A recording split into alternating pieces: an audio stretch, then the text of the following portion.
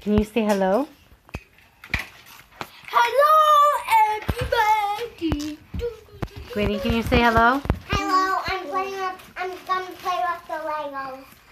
Hello to our cousins Lee and August and William and Elliot and Louis, and to Jack and Ethan and Bert and Kaylee and James and possibly James Fort and anyone else who might be listening. We're continuing on with The Mystery of History, Volume 1. We are on Chapter 14 or Lesson 14. You guys already know my armor gloves, so I cannot show you. I already put them upstairs away. Excuse my laundry piles this morning. It's one thing I haven't fully caught back up on is the laundry, and so been bringing them up and doing them. So I have some more to do. But anyways, we will continue on with Jacob and Esau. Here we go.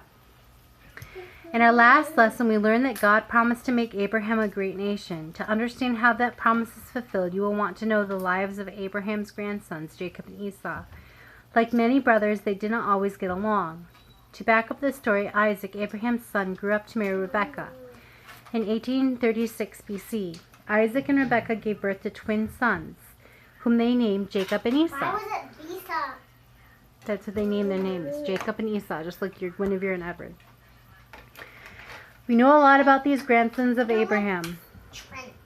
We know, for example, that Esau was red-headed and very hairy. He was born first. He loved to hunt, and he was his father's favorite.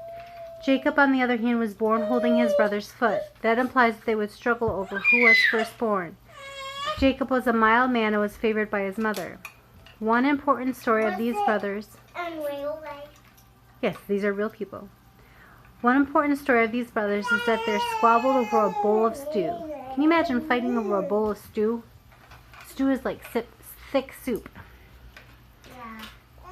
Stew may not sound so important, but Esau once wanted a bowl of Jacob's stew. Yep. So badly that he flippantly traded his birthright for it. A birthright back then was as official as a legal transaction is today. You have a lot of legs, don't they, guys? It meant the holder of the birthright, usually the older son, got a greater inheritance. Though it may have seemed harmless at the time, the swapping of Esau's birthright became a huge issue later. When Isaac was near death, Jacob, to ensure that he would receive Isaac's final blessing, pretended to be Esau before his father, whose eyesight had grown poor. Jacob went in so far as to lay animal skins on his arms to pretend that they were Esau's hairy arms.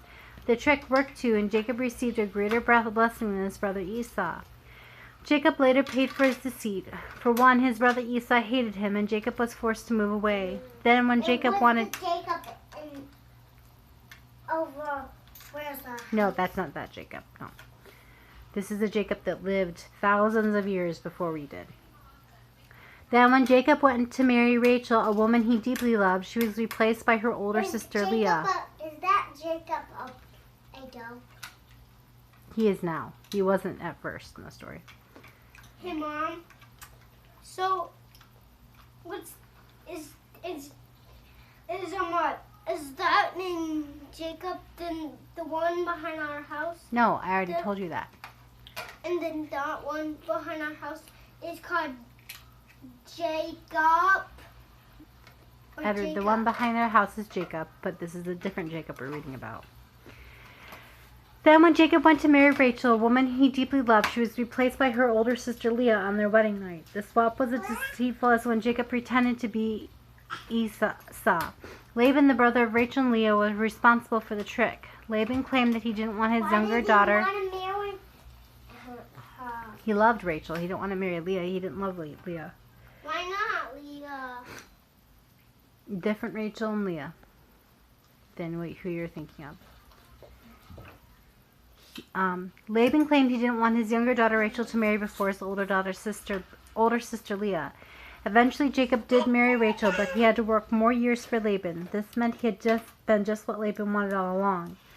The difference between Jacob's relationship with the two sisters became very important in Jewish history. You see, Leah, whom Jacob didn't really love, gave him many fine sons. But the sons that Rachel gave him were his favorite. The favoritism would have consequences. We'll learn more about that in the lesson on Joseph. Granny's coming up here. Then you'll have to move her. In all, Jacob had 12 sons born of Leah. Jacob had Reuben, Simeon, Levi, Judah, Issachar, and Zebulun. With Rachel, he had Joseph and Benjamin. With Rachel's maidservant, he had Dan and Naphtali. With Leah's maidservant, he fathered Gad and Asher. These 12 names were ones you already know. 10 of these sons, two of Joseph's sons, headed the 12 tribes of Israel. Why are they called the tribes of Israel? They are called that because Jacob was renamed Israel. You'll want to remember that. Oh, there are a wonderful story about Jacob and Esau in the book of Genesis, but we're out of room. Read on your own how Jacob made up with his brother Esau, how Jacob wrestled with an angel, and the story of Jacob's ladder. The Bible is full of great stories like these. Why did he wrestle with the angel? He wanted to be blessed. Alright, winning.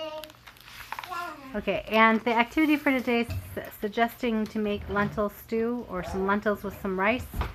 Guinevere, do not shove your sister. Winry, you're fine.